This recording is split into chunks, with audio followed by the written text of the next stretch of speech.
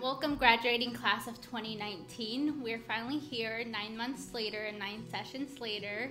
So congratulations. Let's give the graduating class a round of applause. We've done so much together this year, like doing our exercises with Kathy and overcoming our public speaking fears, to being some of the key players in the success of what was the third annual Latino Leaders Summit. We have two events every year that are fundraisers, a power breakfast and a lunch.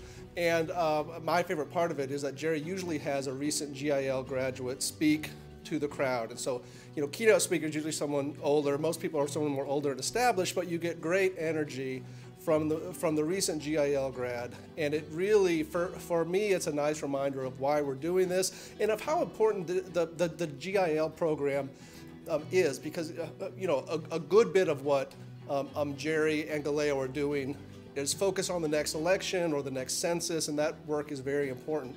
But what I really love about GIL is it's planting seeds that are going to continue to flower 10, 20, 30 years in the future as you make these networks, as you stay involved in bringing voice to the Latino community in Georgia, which is growing and it's younger, and it's just exciting to see the work that I know you guys are going to be doing. So fantastic. I'm very happy, and I look forward to seeing you at GALEO Events.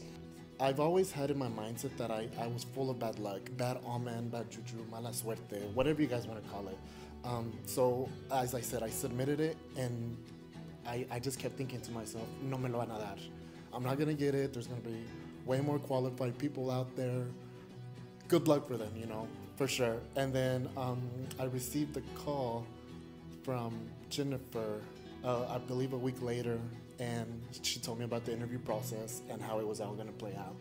So once again, you know, I'm over here thinking, ooh, this is going to be cool, you know, a first step to becoming the first Mexican-American president of this country.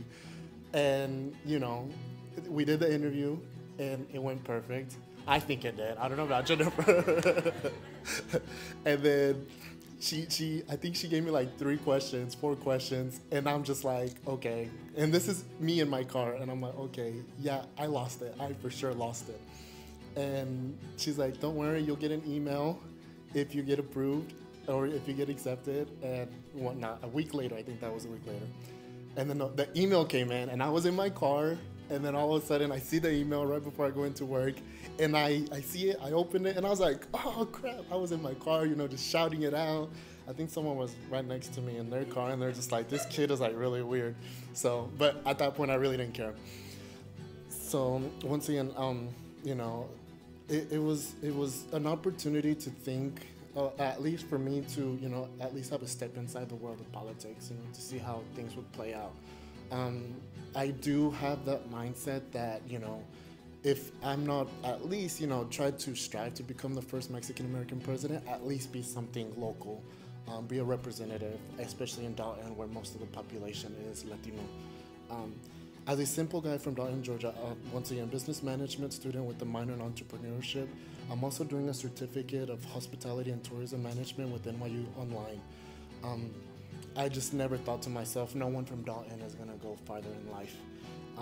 I admitted it, I have admitted to myself that, you know, there's challenges, but you gotta go for it. I came into the program, you know, I went through the interview process as well, and it was very exciting, you know, to be accepted into the program, but also scary, you know. And I remember the first time when that picture was taken, I was very like nervous about who I was gonna see, because I thought everybody was just gonna be a professional, and I'm like, oh, here I am sitting, like, I didn't go to college, so I was just like, okay.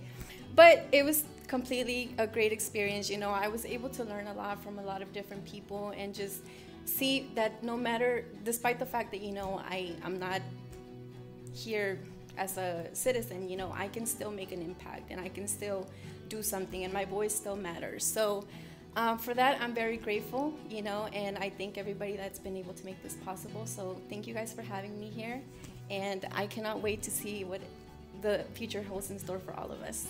I am Elisa Lara, and I am a senior at Lakeside High School, and you might be wondering why a little kid is up on the podium, right?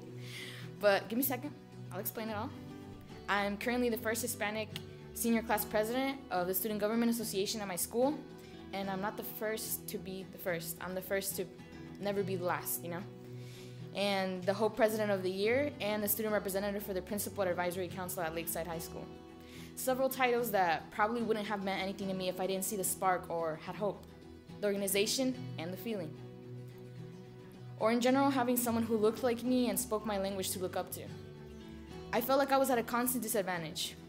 While others were worrying about camp that they would go to over the summer or what their next pair of shoes were going to be, I was worried if my parents would get arrested and sent back to their country. I felt that being the daughter of immigrant parents was my only title.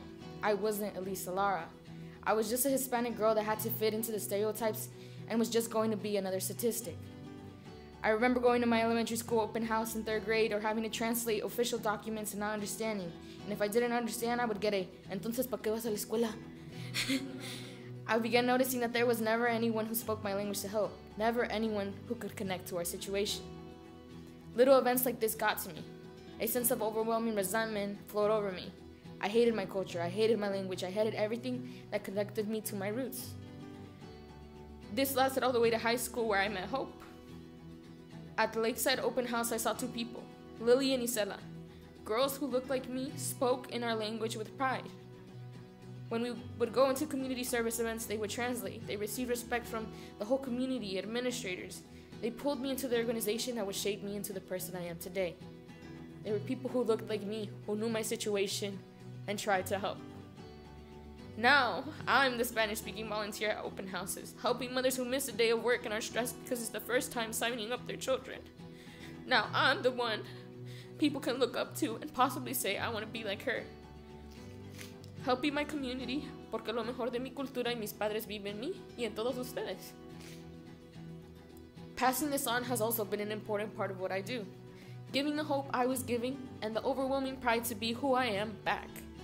Now with the Lakeside Hope chapter, with over 150 students with hope in the community, with over how many volunteer? A lot of volunteer hours. That's why we won Chapter of the Year. And we use what we thought a disadvantage, like our language and our struggles, a tool for helping those who need it.